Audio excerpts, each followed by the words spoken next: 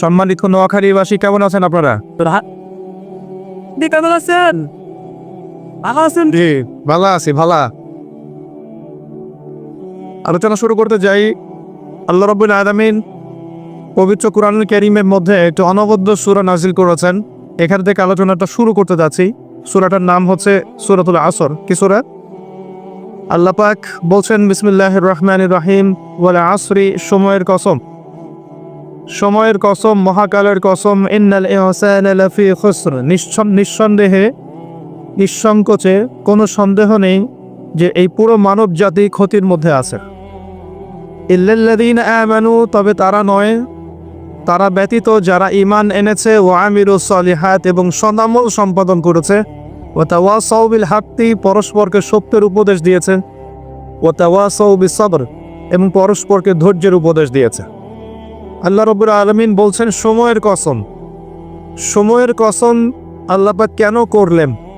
তার আগে আমরা একটু জেনে নেই যে আল্লাহ পাক কি কসম করতে পারেন কিনা। উত্তর হচ্ছে হ্যাঁ, আল্লাহ রাব্বুল আলামিন তার সৃষ্টির কসম করতে পারেন, কিন্তু সৃষ্টি হিসেবে আমাদের জন্য জায়েজ নেই যে আমরা আল্লাহ ছাড়া অন্য কারো নামে কসম করব। নবী সাল্লাল্লাহু আলাইহি ওয়াসাল্লাম বলেছেন, মান হালাফা বিগাইরি ইসমিল্লাহি ফাকাদ কাফারা, কেউ যদি আল্লাহ ছাড়া অন্য কারো নামে কসম করে বা শপথ করে, সে যেন কুফরি করলো। কি করলো? আমরা যদি কসম করতেই চাই, শপথ করতেই চাই, তাহলে আল্লাহর নামেই কসম করতে হবে। আর আল্লাহর নামে কসম করলে অবশ্যই কসম পূরণ করতে হবে, শপথ পূরণ করতে হবে। যদি পূরণ না করি কাফারা দিতে হবে, কমপক্ষে 3টা রোজা রাখতে হবে। আল্লাহ পাক তার সৃষ্টির নামে কসম করে থাকেন। যেমন আল্লাহ পাক বলেছেন, ওয়া তিন ফলের কসম, ওয়া জাইতুনের কসম। 3 ফল খেয়েছেন কখনো? জাইতুন ফল দেখেছেন? জাইতুনের তেল সম্পর্কেও হাদিসে আসছে, এটা বরকতময় তেল। জাইতুনের তেল বরকতময়, এটাকে খেতে বলা হয়েছে, গায়ে ব্যবহার করতেও বলা হয়েছে। ওয়া তুরি সিনিন, আল্লাহ পাক তুর পাহাড়ের কসম করেছেন, সিনাই পর্বতের কসম করেছেন। ওয়া হাযাল বালাদিল আমিন, এই পবিত্র শহরের কসম বলতে আল্লাহ পাক মক্কার কসম করেছেন। এরকম প্রচুর কসম আল্লাহ পাক কোরআনে করেছেন। স্পেশালি আম্মা পারা, যেটা আমরা বলি 30তম পারা, এই পারায় প্রচুর শপথ আপনি দেখতে পারবেন। ওয়া দুহা, দ্বিপ্রহরের কসম, ওয়া লাইল, রাতের কসম। ঠিক আছে? কোন কোন ক্ষেত্রে আল্লাহ পাক এই মহাবিশ্বের কসমও করছেন তারকার অবস্থান স্থলে। আল্লাহ পাক বলছেন, ফালা উকসিমু বিমাওয়াকিন নুজুম ওয়া ইন্নাহু লাকাসামুল লাউ তা'লামুন আযীম। সূরা ওয়াকিয়ার শেষের দিকে আল্লাহ পাক নক্ষত্রগুলোর অবস্থান স্থলেরও কসম করেছেন। কোন কোন ক্ষেত্রে আল্লাহ পাক নিজেরও কসম করেছেন, ফালা ওয়া রাব্বিক, কখনো নয়, তোমার রবের শপথ করে বলছি, তোমার রবের শপথ করে বলছি, মানে আল্লাহ পাক নিজেই নিজের কসম করছে যে ফালা ওয়া রাব্বিকা, কখনো নয়, তোমার রবের কসম করে বলছি, তারা মুমিন হতে পারবে না যতক্ষণ পর্যন্ত তোমাকে, হে নবী মুহাম্মদ সাল্লাল্লাহু আলাইহি ওয়াসাল্লাম, তাদের মধ্যে অমীমাংসিত বিষয়ে তোমাকে ফয়সালাকারী রূপে গ্রহণ না করছে।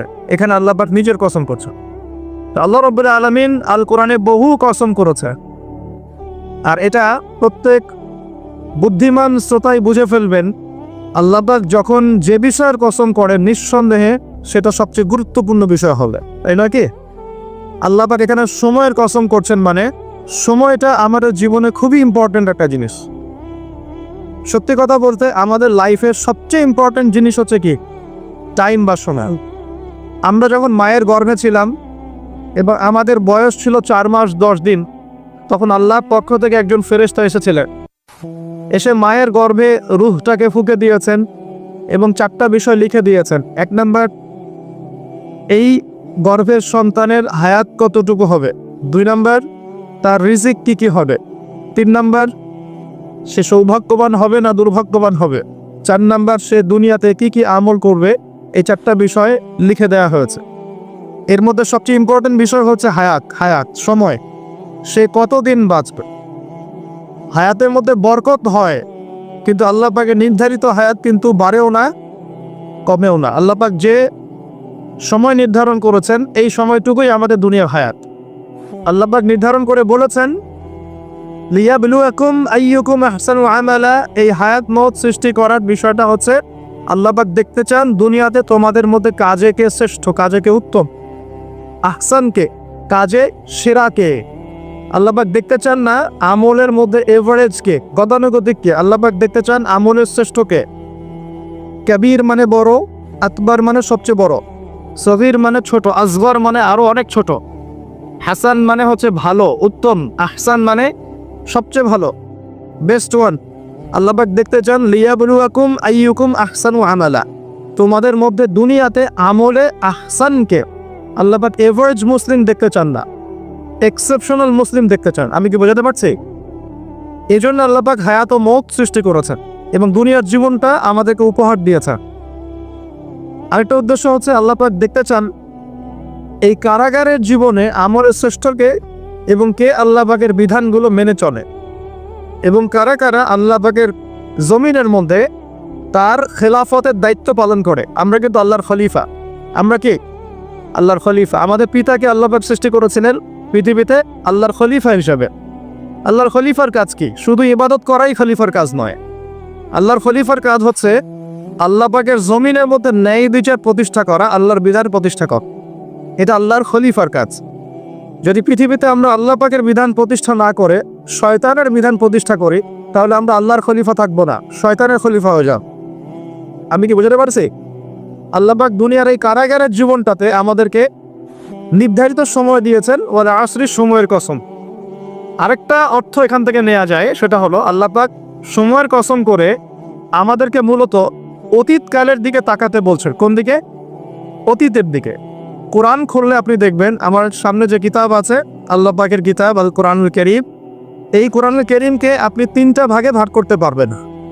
একটা অংশে গিয়ে দেখবেন এখানে আছে হুকুম আহকাম, কি করা যাবে কি করা যাবে না, কি করতে হবে কি করতে হবে না। দ্বিতীয় অংশে গিয়ে আপনি পাবেন আল্লাহ রাব্বুল আলামিনের তাওহীদ, তাওহীদ, রিসালাত, আখিরাত, এই বিষয়টা পাবেন। আল্লাহ এক, মুহাম্মদ সাল্লাল্লাহু আলাইহি ওয়াসাল্লাম শেষ নবী, এবং আখিরাত, এর পরের জীবন, এর ধাপগুলো, হিসাব নিকেশ, জান্নাত জাহান্নাম, এগুলো পাবেন। আরেকটা অংশে কি আপনি পাবেন ইতিহাস। কি পাবেন? ইতিহাস, পূর্ববর্তী নবীগণের ইতিকথা পাবেন। একদম আদম আলাইহিস সালাম থেকে শুরু করে শেষ নবী মুহাম্মদ সাল্লাল্লাহু আলাইহি ওয়াসাল্লাম পর্যন্ত পুরো হিস্ট্রি আপনি কোরআনে পাবেন ইনশাআল্লাহ। আল্লাহ পাক ওয়াল আসরি বলে আমাদেরকে একটু পিছনের দিকে তাকাতে বলছেন, একটা জিনিস লক্ষ্য করতে বলছেন। সেই জিনিসটা কি?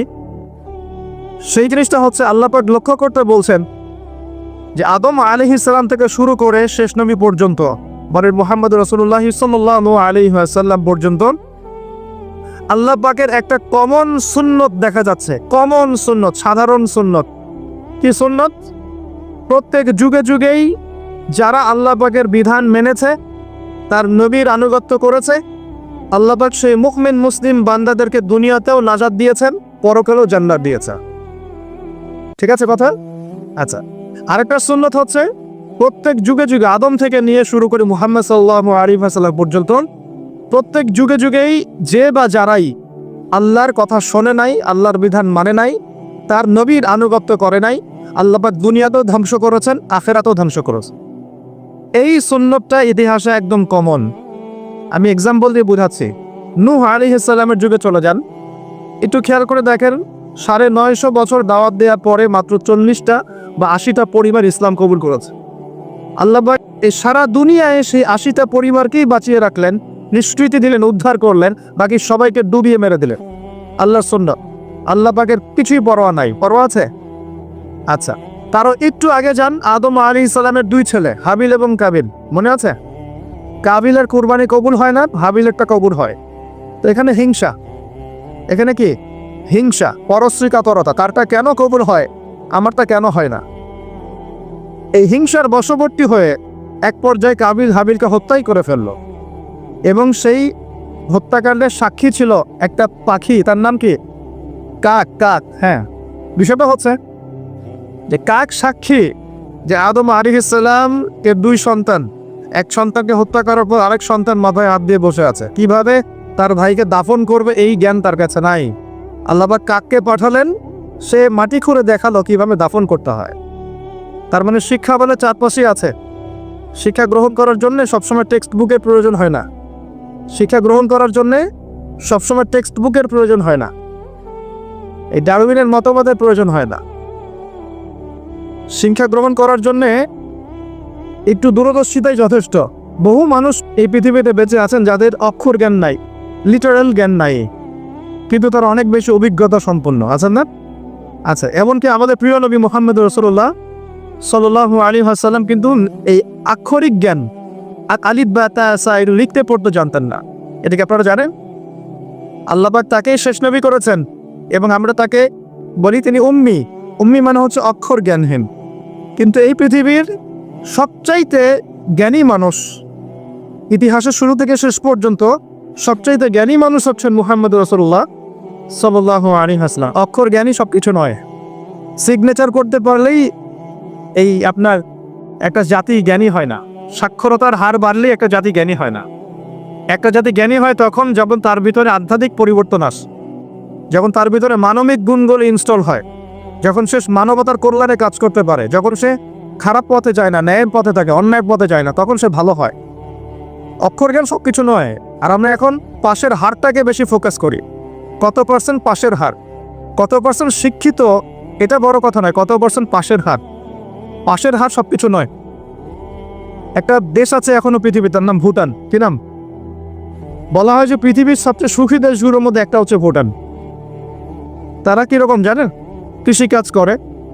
হ্যাঁ, কৃষিকাজ করে, দিন আনে দিন খায়, চাষাবাদ করে, ফসল ফলায়। যে ফসল খাওয়া দাওয়া করার পরে যেটা বেঁচে যায় সেটা এক্সপোর্ট করে। কেউ কারোর সাথে হানাহানিতে যায় না।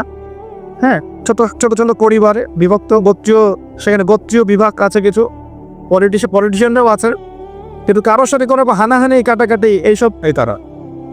পৃথিবীর সবচেয়ে সুখী দেশগুলোর তালিকায় ভুটানকে বলা হয় একটা দেশ। যে শিক্ষা নিলেন কার কাছ থেকে? কাকের কাছ থেকে।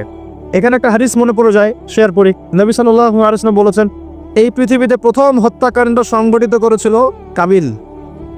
এই জন্যই এই পৃথিবীতে যত মানুষকে অন্যায়ভাবে হত্যা করা হবে, বিনা কারণে অন্যায়ভাবে হত্যা করা হবে, এই সমস্ত খুনের যে পাপ, এই পাপের একটা অংশ কাবিলের আমল নামায় যুক্ত করা হবে বলে নাউজুবিল্লাহ। সপ্তাহে জারিয়া যেমন আছে, আরেকটা টার্ম আছে, সেটা হলো গুনাহে জারিয়া। এটা কি? একটা মাদক দ্রব্যের বার ফুলেছেন, আপনি মারা যাওয়ার পরেও যদি মানুষ মাদক খেতে থাকে, কবরে শুয়ে শুয়ে গোনা পাবেন ইনশাআল্লাহ। একটা গান গেয়েছেন যেখানে আজে বাজে মিউজিক আছে, বা আজে বাজে শিরকি কথা আছে, কুফরি কথা আছে, মানুষকে আপনার আল্লাহ থেকে দূরে সরাচ্ছে। যত মানুষ সেই গান গাবে এবং শুনবে, আপনার মৃত্যুর পরেও কবরে শুয়ে শুয়ে সেই গোনা পাবেন ইনশাআল্লাহ। একজন মানুষ সিনেমা হল করেছে এবং সেখানে নগ্ন ছবি প্রদর্শন করা হয়। আর এখনকার বেশিরভাগ সিনেমাতেই নগ্ন ছবি দেখানো হয়, কারণ এখন অনলাইনে ঢুকলেই মনে হয় এই জগৎ সমান সমান যৌনতা, মানে এই পৃথিবীটাই মানে যৌনতা, সবখানেই যৌনতা। এমনকি একটা স্যান্ডো গেঞ্জি কিনতে যাবেন, সেখানেও দেখবেন একটা নগ্ন মেয়ের ছবি দিয়ে রেখে দিয়েছে, মানে সব যৌনতা। তো এই যে সিনেমা হলটা করেছেন, যত মানুষ এখানে সিনেমা দেখবে, যদি আপনি মারাও যান, যত মানুষ সিনেমা দেখতে থাকবে, এই গোনার একটা অংশ আপনার কবরে অটোমেটিক ট্রান্সফার হতে থাকবে ইনশাআল্লাহ। এভাবেই যদি আপনি মাদ্রাসা করেন, যত মানুষ পড়বে, আগামীতে শিক্ষিত হবে, দিনের জ্ঞান অর্জন করে মানুষের মধ্যে দাওয়াতের কাজ করবে, সমস্ত নেক আমলের একটা অংশ আপনি পাবেন ইনশাআল্লাহ। একটা মসজিদ করেছেন, মসজিদে ইনভেস্ট করেছেন, একটা মসজিদ করে দিয়েছেন, এই মসজিদে যত মানুষ নামাজ পড়বে ইনশাআল্লাহ আপনি এর একটা নেকির ভাগিদার হবেন ইনশাআল্লাহ। আপনি একটা বই লিখেছেন অথেন্টিক সুন্দর, এই বই যত মানুষ করে উপকৃত হবে, আপনি কবরে শুয়ে শুয়ে নেকি পাবেন ইনশাআল্লাহ। ভালো কিছু বলেছেন, ভালো লেকচার দিয়েছেন, যত মানুষ শুনবে, আমল করবে, জীবন পরিবর্তন করবে, ইনশাআল্লাহ আপনি কবরে শুয়ে শুয়ে নাকি পাবেন ইনশাআল্লাহ। এটা সবচেয়ে সেরা ইনভেস্ট, সবচেয়ে সেরা ব্যবসা। আল্লাহ পাক আমাদেরকে এ ধরনের ব্যবসা বেশি বেশি করার তৌফিক দান হয়। এখানে একটা প্রশ্ন আসবে যে হাবিলকে কেন কাবিল হত্যা করলো? উত্তর হচ্ছে হিংসা। উত্তরটা কি? এই কাবিলের সুন্নত কিন্তু 1400 বছর না, 1400 বছর তো নবীর যুগই চলে গেছে। আসলে এই লক্ষ লক্ষ বছরের পরেও কাবিলের এই সুন্নত কিন্তু শেষ হয়ে যায় নাই। এখনো কিন্তু হাবিল কাবিলের সুন্নত সমাজে আছে। যখনই দেখা যাবে যে কেউ কোনো ভালো কাজ করছে বা ভালো কিছু হচ্ছে, তেমন এক শ্রেণীর কাবিল অটোমেটিক বের হয়ে যাবে, যারা এই হাবিলের পিছনে লেগে যাবে। কথা কি না? প্রতিটা সেকশন এটা আছে। যদি পলিটিক্যাল ক্ষেত্রে একজন পলিটিশিয়ান ভালো কাজ করা শুরু করে, কিছু কাবিল বের হয়ে তার বিরোধিতা করা শুরু করবে, দেখবা সমাজের ক্ষেত্রে কিছু ভালো নেতা যদি বের হয়, তারা ভালো কাজ করছে মানব সেবামূলক, কিছু বের হবে কাবিল যারা এর পিছনে লেগে থাকবে। ধর্মীয় ক্ষেত্রেও দেখবেন যদি ভালো কিছু আলেম, ওয়াইজ, ভালো মুফাসসির, আপনার লেখক বা ভালো কিছু বের হয়, ভালো বড় পার্সন বের হয় যারা দিনের জন্য কাজ করছেন, উম্মার জন্য কাজ করছেন, এক শ্রেণীর কাবিল অটোমেটিক বের হয়ে যাবে যাদের কাজই হবে 24 ঘন্টা তার পিছনে লেগে থাকা। এতে করে ফায়দা কি? এতে করে কাবিলদের কোনো ফায়দা নাই, এতে করে হাবিলের ফায়দা আছে। কিরকম ফায়দা? হাবিল কি বলছিল? হাবিল বলছে যে তুমি যদি আমাকে মারার জন্য হাত প্রশস্ত করো, আয়াতে পড়ে দেখেন সূরা মাইদার মধ্যে আছে, শুরুর দিকেই আছে, তুমি যদি আমাকে হত্যা করার জন্য হাত প্রশস্ত করো, আমি কখনো তোমাকে হত্যা করার জন্য হাত বাড়াবো না। এটা হাবিলের কথা। কত উচ্চ লেভেলের শিক্ষা তার পিতামাতা তাকে দিয়েছে, কত উঁচু লেভেলের শিক্ষা আদম আলাইহিস সালাম এবং হাওয়া আলাইহিস সালাম তাকে দিয়েছেন, কত উচ্চ মানের তাকওয়া তার মধ্যে ছিল। সে বলছে তুমি যদি হাত বাড়াও আমাকে মারার জন্য, হে কাবিল, আমি তোমাকে হত্যা করার জন্য আমার হাত বাড়াবো না, বরং আমি ভয় করছি আমাকে হত্যা করলে তুমি আমার এবং তোমার সমস্ত গুনাহ নিয়ে কিয়ামতের মাঠে উঠবে এবং তুমি শয়তানের অন্তর্ভুক্ত হয়ে যাবে। তাহলে কাবিল কি শেষমেশ এই দলে পড়ে নাই? এই দলেই পড়েছে। আল্লাহ পাক আমরা সবাইকে হাবিল হওয়ার তৌফিক দান করুন, আর দৃশ্য অদৃশ্যের কাবিলদের থেকে আল্লাহ পাক হেফাজত করুন বলি আমি। এখানেও একটা সুন্নত আল্লাহ পাকে দেখেন, সময়ের কসম, খেয়াল করেন যে ওই সময়ও আল্লাহ পাক হাবিলকে রক্ষা করেছেন, পরকালে জান্নাত দিয়েছে। কাবিল কিন্তু জান্নাতে যাচ্ছে না, তার ঘাড়ের মধ্যে নিজের ভাইয়ের হত্যার অপরাধ আছে। নবী পরিবারের সন্তান হওয়া সত্ত্বেও তার পরিণতি কিন্তু ভালো হলো না। খেয়াল করেছেন কি? আচ্ছা, এবার সামনে যান। নূহ আলাইহিস সালামের জীবন তো দেখলেন, এই 80টা পরিবারকে আল্লাহ পাক হেফাজত করলেন, বাকি সবাইকে ডুবিয়ে মারলেন। আমরা যারা এখন পৃথিবীতে বেঁচে আছি, এই 800 কোটি বা 1000 কোটি মানুষ, কোনো না কোনোভাবে কিন্তু আমরা সবাই এই 80টা পরিবারেরই সন্তান। কথা বুঝতে পারছেন না মনে হয়? এই যে বিশ্ব ভ্রাতৃত্বের কথা বলি না আমরা, এই বিশ্ব ভ্রাতৃত্বের কথা তো পশ্চিমারা বলে মানুষকে দেখানোর জন্যে, কথার কথা বলে। সত্যিকারের বিশ্ব ভ্রাতৃত্ব শিখতে হলে কোরআন পড়তে হবে। সত্যিকারের বিশ্ব ভ্রাতৃত্ব শিখতে হলে কোরআন পড়তে হবে। কোরআন বলছে এই যে পরিবারগুলোকে আল্লাহ পাক বাঁচিয়েছেন, যদি উপত্যকায় এই নৌকা গিয়ে ঠেকেছে, ওই নৌকায় যারা ছিলেন তাদেরকে দিয়ে পরবর্তীতে পৃথিবী আবাদ করা হয়েছে। নূহ আলাইহিস সালামের 4 সন্তান ছিলেন। কয় সন্তান? একজন হচ্ছে শাম। কি নাম? শাম। এই শাম এর বংশধর হচ্ছে এই যে মিডল ইস্টের মানুষরা, মধ্যপ্রাচ্যের যে মানুষরা আছে, এরা শামের বংশধর। এক ছেলের নাম হাম। হাম ছিল কালো বর্ণের, মানে ব্ল্যাক স্কিন। এই হামের বংশধর হচ্ছে আফ্রিকান কন্টিনেন্টে যে মানুষগুলো আছে, আফ্রিকান কন্টিনেন্ট, এই যে কালো কালো মানুষগুলো, তারা কিন্তু হামের বংশধর। একজন হচ্ছে ইয়াফাস। ইয়াফাস হচ্ছে ওই ইউরোপিয়ান যারা, এরা হচ্ছে ইয়াফাসের বংশধর, সাদা চামড়া। আর একজন সন্তান ছিল, তার নাম সম্ভবত কেনান। এই সন্তান নৌকায় ওঠে নাই। সে বলেছিল, তার বাবা তাকে ডাকছিল, নৌকায় আসো, আল্লাহর আযাব থেকে আজকে কেউ বাঁচাতে পারবে না। সে বলছে যে আমি পাহাড়ে উঠে যাব, পাহাড় আমাকে সেভ করবে। নবী পরিবারের সন্তান হওয়ার পরেও এই কেনান পানিতে ডুবে মারা গেল। আল্লাহ পাক তাকে বললেন, হে নূহ, লাইসা মিন আহলিক, সে তোমার পরিবারের কেউ না। নূহ আলাইহিস সালাম বলছেন, আল্লাহ, সে আমার সন্তান, তাকে মাফ করে দাও। আর আল্লাহ পাক বলছেন, লাইসা মিন আহলিক, সে তোমার পরিবারের কেউ না। মানে আল্লাহর হুকুম আহকাম না মেনে চললে নবী পরিবারের সন্তান হয়েও কেউ আল্লাহর গজব থেকে বাঁচতে পারবে না। আর আমরা তো কিছুই না, আমরা কিছু।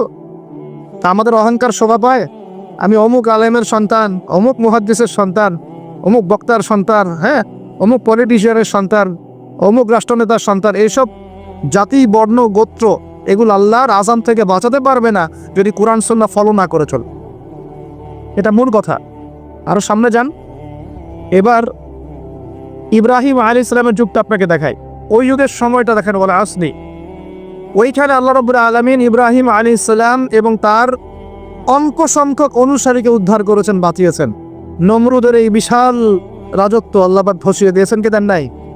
আল্লাহ সুন্নাত পরিবর্তন হয়েছে? হয়। আল্লাহ পাক ইব্রাহিম আলাইহিস সালামকে আগুনের পরীক্ষা থেকেও বাঁচিয়েছেন, আর নমরুদকে সামান্য মশা দিয়েই মেরে ফেলেছে। আল্লাহ সুন্নাত কোনো পরিবর্তন হয়নি। নবী মূসা আলাইহিস সালামের যুগে যান, ফেরাউনের বিশাল বাহিনী, এখনকার রাশিয়ান বা ন্যাটো বা ইউরোপিয়ান কন্টিনেন্টে যত আছে, এই সবগুলোকে একত্রিত করলেও মনে হয় ফেরাউনের বাহিনীর মতো হবে না। এই পুরো বাহিনীটাকে এক মনে হয় 1 ঘন্টার মধ্যেই আল্লাহ পাক লোহিত সাগরে ডুবিয়ে মেরে দিলেন। একদিনের মধ্যেই আল্লাহ পাকের কোনো পরোয়া নাই। আর বনু ইসরাইল আর মূসা আলাইহিস ইসলামকে আল্লাহ পাক উদ্ধার করলেন। আল্লাহ পাকের সুন্নত এটাই, যুগে যুগে ওয়াল আসরি, একই সুন্নত। আজ জাতির কথা দেখেন, বিশাল আকার দেখেন মানুষ ছিল, একদম তাল গাছের সমান সমান লম্বা। তার একটা কথা বলত, মান আশাদ্দু মিন্না কুওয়া, আমাদের চেয়ে শক্তিশালী কে আছে, তারা বলতে কথা। আল্লাহ পাক ওদেরকে 6 দিন 7 রাতের মধ্যেই এই বাতাসের তীব্র বেগে উপড়িয়ে দিলেন, খেজুর গাছের কাণ্ডের মতো ঘরের সামনে পড়ে থাকুন। কেউ বাঁচাতে পারলো না। বাঁচাতে পারলো? পরের জেনারেশন আসলো সামুদ জাতি, তাদের নবীর নাম কি? সালেহ আলাইহিস সালাম। সালেহ আলাইহিস সালাম দাওয়াত দিলেন, তারা দাওয়াত কবুল করলো না। আল্লাহ পাক সালেহ আলাইহিস সালাম এবং তার সাথী জাতিকে বজ্রপাত, বিদ্যুৎ চমকে না বিদ্যুৎ, এই বিদ্যুৎ দিয়ে পুরো সামুদ জাতিকে আল্লাহ পাক ধ্বংস করলেন। কিভাবে ধ্বংস করলেন জানেন? একবার খালি একটা শব্দ হয়েছে, বিকট এক শব্দেই শেষ। একটা বিকট শব্দ, ব্যাস এক শব্দে সবার জান চলে গেছে, জান কবজ হয়ে গেছে এক শব্দের মতো। সামুদ জাতি শেষ। একটা জাতির নাম ছিল মাদিয়ান, কওমে মাদিয়ান। এই জাতির নবী ছিলেন শুআইব আলাইহিস সালাম। এই জাতির পাপ ছিল, তারা মাপে কম দিত। কি করতো? আজকে যারা ব্যবসা করে মাপে কম দেন, সতর্ক হয়ে যাবেন। একটা জাতির উপর দুর্ভিক্ষ নেমে আসে তখন, যখন ওই জাতি মাপে কম দেয়। আমাদের সমাজে প্রচুর ব্যবসায়ী আছেন যারা মাপে কম দেন, ভেজাল খাওয়ান, একদিনের খাবার আরেকদিন খাওয়ান, মিথ্যা কসম করে পণ্য বিক্রি করেন এবং মানুষকে বিষ খাওয়াতেও দ্বিধাবোধ করেন না, সামান্য কয়টা টাকার জন্য। সামান্য কয়টা টাকার জন্য। কয়দিন আগে দেখলেন না, এই যে বিরিয়ানি একটা রেড করলাম, দেখেন নাই? ওই যে 2 গ্লাস খাওয়াচ্ছে, খান আপনারা খান, ওরা খাবে না, ওরা খাচ্ছে না। এরকম ব্যবসায়ীর সংখ্যা কি কম না বেশি? সবখানেই প্রতারণা। আমি এদিকে আসছি পরে ইনশাআল্লাহ। মানে শেষ জামানার সবচেয়ে বড় সমস্যাগুলোর মধ্যে একটা হচ্ছে বিশ্বাসহীনতা, প্রতারণা। এই জামানায় আমানত উঠে যাবে। কি উঠে যাবে? আমানত উঠে যাবে। আমানতদার ব্যক্তি খুঁজে পাওয়া যাবে না। নবীজি বলছেন ফসকার মতো মনে হবে, ফসকার মতো। গায়ে ফসকা পড়লে যেমন 2-একটা দাগ থেকে যায়, এরকম আমানতদার ব্যক্তি রেয়ার খুঁজে পাওয়া যাবে। মানুষ বলবে অমুক গ্রামে একটা আমানতদার ব্যক্তি আছে, এত রেয়ার হয়ে যাবে। সবখানে প্রতারণা। ঢাকার মতো শহরে যারা আমরা থাকি, মানুষের চোখে মুখে গেলে অবিশ্বাস, খালি অবিশ্বাস। কেউ কাউকে বিশ্বাস করতে পারে না। কেউ যদি একটা ভিক্ষুক যদি এসে গ্লাসের মধ্যে নক করে বলে যে আমাকে 2টা টাকা দেন, আমি ভাত খাইনি 3 দিন, বিশ্বাস করতে কষ্ট হয় যে সত্যি সত্যি নিচ্ছে না মিথ্যা নিচ্ছে। এত অবিশ্বাস এখন। তারপরে ভিক্ষারও সিস্টেম, বলে যে আমাকে একটা কম্বল কিনে দেন, আর বড় বড় ফিগার চাচ্ছে, বড় ফিগার। আমি শাড়ি কিনবো, আমি লুঙ্গি কিনবো। সবার কাছে এই কথা বলে বলে সে টাকা উঠাচ্ছে। পরে গিয়ে দেখেন ওই টাকার একটা অংশ সে মাশাআল্লাহ নষ্ট করে ফেলছে, আর একটা অংশ দিয়ে কি করছে জানেন? শুনলে অবাক হয়ে যাবেন। একটা কোলের বাচ্চাকে নিয়ে ভিক্ষা করছে, কোলের বাচ্চা। এই কোলের বাচ্চাটা সে হায়ার করে আনছে একজনের কাছে, ভাড়া নিয়ে আসছে। সেটা তার বাচ্চা না, অন্য কারো বাচ্চার ভাড়া নিয়ে আসছে, এবং সেই বাচ্চাটাকে ঘুমের ওষুধ খাইয়ে দেয়। কি খাইয়ে দেয়? ঘুমের ওষুধ খাইয়ে দেয়। ফিডারের সাথে অন্য কিছুর সাথে ঘুমের ওষুধ খাইয়ে দেয়। বাচ্চা ঘুমায়, আর বাচ্চাকে ফেলে রেখে সে বলে যে বাচ্চা অসুস্থ, চিকিৎসার জন্য টাকা দেন, চিকিৎসার জন্য টাকা দেন। মানুষ টাকা দিয়ে যায়, কেউ দেয় না, দিয়ে যায়। এই যে একটা টাকা হয় সারাদিন শেষে, বাচ্চা ঘুমিয়েই আছে, বাচ্চা ঘুমের ওষুধ খাওয়া। তারপরে এই বাচ্চাটার ওসিলায় যে টাকাগুলো সে আর্ন করলো হারাম পথের, এর একটা অংশ সে এই বাচ্চার আসল পিতামাতাকে দিবে, দিয়ে বাকি অংশ সে সিন্ডিকেট করে খেয়ে ফেলবে। এটাও হয় ঢাকা শহরে। তাহলে এই যুগে আপনি কাকে বিশ্বাস করবেন? কিভাবে বিশ্বাস করবেন? এটা অবিশ্বাসের যুগ চলছে। জনগণ সরকারকে বিশ্বাস করতে পারে না, সরকার জনগণকে বিশ্বাস করতে পারে না। সমাজ নেতা জনগণকে বিশ্বাস করতে পারে না, জনগণ সমাজ নেতাকে বিশ্বাস করতে পারে না। একজন ইমাম সাহেবকে মুসল্লি বিশ্বাস করতে পারে না, মুসল্লিকে ইমাম সাহেব বিশ্বাস করতে পারে। কোনো ক্ষেত্রে একটা ওয়াজ মাহফিল হচ্ছে, ওয়াজ মাহফিলের আয়োজক কমিটিকে বক্তা বিশ্বাস করতে পারে না, বক্তাকে ওয়াজ মাহফিলের কমিটি বিশ্বাস করতে পারে। এমনও হচ্ছে, ওয়াজ করে চলে গেছি, এমনও হয়েছে যে খামের ভিতরে সব পাত্তি, কিছুই নাই। তো এরকমও যে হইতে পারে সেটা তো কল্পনা ছিল না। আসেন হুজুর, দেখা যাবে। আসার পরে আর দেখার নাম নাই। কোনো মাহফিল হচ্ছে এমন, মাহফিল সে নেমে গাড়িতে ওঠার পর মাহফিল কমিটির ফোন নাই, বন্ধ। কিভাবে বাসায় যাবো কোনো ফিকির নাই। তো প্রত্যেকটা ক্ষেত্রে প্রতারণা, প্রতিটা সেক্টরে, উপর থেকে সব জায়গায় প্রতারণা। এই যুগে আপনি আবার একটা মেয়েকে ভালোবাসতে যাচ্ছেন, ভাবছেন যে সে আপনার বিশ্বাস রক্ষা করবে? এখানেও প্রতারণা। দাঁড়ান, আমি কন্টেন্ট হারিয়ে ফেলবো। আর ছেলেকে বাবা বিশ্বাস করতে পারছে না, বাবাকে ছেলে বিশ্বাস করতে পারছে না। দেখেন, সন্তানের জন্যে সম্পত্তির জন্যে ছেলে বাবাকে হত্যাও করেছে। এই যুগে ঘটনা, সম্পত্তির জন্যে ছেলে মাকে হত্যা করেছে। আমি উত্তরবঙ্গের একটা ঘটনা জানি, মাকে জবাই করে দিয়েছে সন্তান সম্পত্তির জন্যে। স্বামী স্ত্রীকে বিশ্বাস করতে পারে না, স্ত্রীকে স্বামী বিশ্বাস করতে পারে না। হ্যাঁ, তো এই জামানার সবচেয়ে বড় সমস্যা হচ্ছে এই জামানা থেকে বিশ্বাস উঠে গেছে। কেউ কাউকে বিশ্বাস করতে পারে না। খেয়াল করে দেখবেন, ইভেন বাজারে যাচ্ছেন, বাজারে গেলে কেনাকাটা করছেন, একটা অবিশ্বাস সমাজ চোখের মুখে, না জানি ও আমাকে ঠকায় দেয় কিনা। কেউ যদি ভালো মতো এসে এক কাপ চাও অফার করে, ভাই আসেন চা খাই এক কাপ, বিশ্বাস করতে কষ্ট হবে, না জানি চা এসে যাবে কি খাওয়া দেয়। সব ক্ষেত্রেই, প্রতিটা ক্ষেত্রেই একই অবস্থা।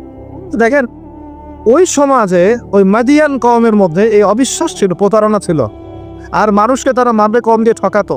যে সুন্নত এখন চলছে, এখনো সে কোরআন আল্লাহ পাক কেন নাজিল করছেন, কেন এত ইতিহাস বলছেন? কারণ শেষ জামানার এই উম্মতে মুহাম্মাদি সাল্লাল্লাহু আলাইহি ওয়াসাল্লামের মধ্যে এই সমস্ত সমস্যাগুলো আবার নতুন করে দেখা দিবে। এই কারণেই তো আল্লাহ পাক আমাদেরকে জানাচ্ছেন, আগে এটা হয়েছে, আগে এটা হয়েছে, আগে এটা হয়েছে, সতর্ক থাকা। কেন কোরআনে বারবার মূসা আর ফেরাউনের কথা আসছে? 136 বার আছে নবী মূসা আলাইহিস সালামের কথা ফেরাউনের সাথে। এতবার কেন? যেখানে আমাদের নবীজির নাম মাত্র 4 বার। কেন এতবার? কারণ শেষ জামানায় উম্মতে মুহাম্মাদির সময়ে মূসা এবং ফেরাউনের সময় যা যা হয়েছিল এগুলোর পুনরাবৃত্তি হবে আবার।